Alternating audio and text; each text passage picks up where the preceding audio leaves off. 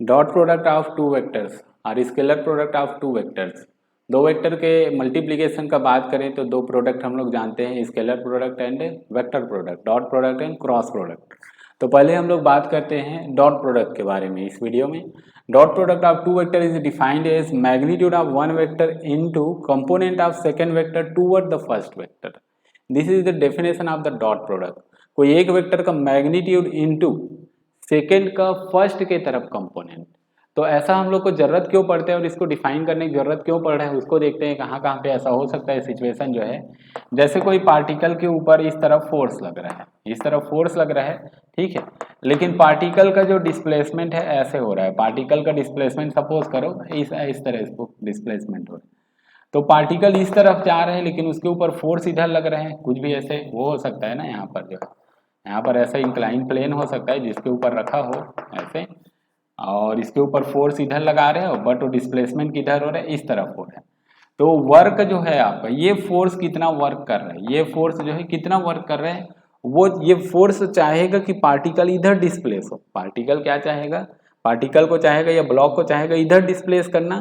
तो ये work done by this force is defined by the displacement along the force, displacement along the force. तो ये particle यहाँ से चल के यहाँ पर आ जाता है सपोज कीजिए, तो इसके जो डिस्प्लेसमेंट है, ये डिस्प्लेसमेंट के दो कंपोनेंट हो सकते हैं। कैसे कैसे दो कंपोनेंट हो सकते हैं, अगर ये एंगल थीटा है, ये वाला एंगल अगर थीटा है, तो इस तरफ जो कंपोनेंट होगा, इस तरफ जो कंपोनेंट होगा ये डी कॉस थीटा, और इस तरफ जो कंपोनेंट है ये डी साइन थीटा होगा। जिधर एंगल उधर कॉस थीटा, जिधर एंगल नहीं उधर साइन थीटा वाला कंपोनेंट आएगा।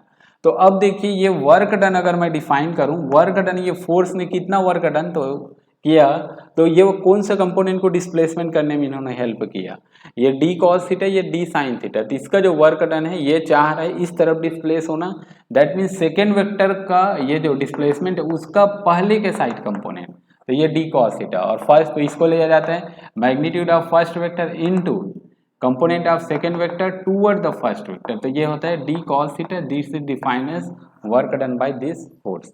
ओके, तो ऐसे बहुत सारे सिचुएशंस होते हैं जब आप एक तरफ फोर्स लगाते हैं या कुछ चीज करते हैं, उसका इफेक्ट दो तीन डायरेक्शन में हो जाए ऐसे जो है, तो उधर कितना लग रहा है, जिस तरफ आप फोर्स अप्लाई कर रहे हैं, जिधर चाह रहे हैं उस तरफ कितना उसका इफेक्ट हो रहा है। तो ऐसे चीजों के बारे में जब स्टडी किया जाता है तो वहां पर उस वेक्टर का स्केलर प्रोडक्ट या डॉट प्रोडक्ट करते हैं, ठीक है। हाँ,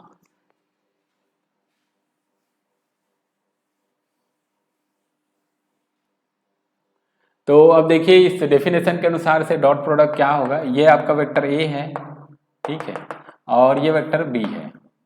तो इन दोनों का वेक्टर का डॉट प्रोडक्ट करेंगे तो ये दोनों के बीच के एंगल थीटा हो जा रहे हैं। तो ये बी के दो कंपोनेंट होंगे, इस तरफ जो कंपोनेंट आएगा ये बी कॉस थीटा, जिधर एंगल नहीं उधर, और जिधर एंगल उधर कॉस थीटा, जिधर एंगल नहीं है उधर साइन थीटा वाला कंपोनेंट होगा।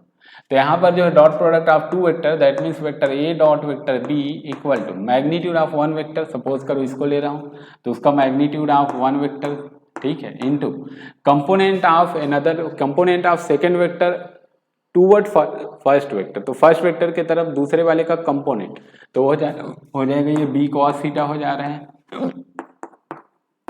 तो ये हो जा रहा है ए बी कॉस थीटा।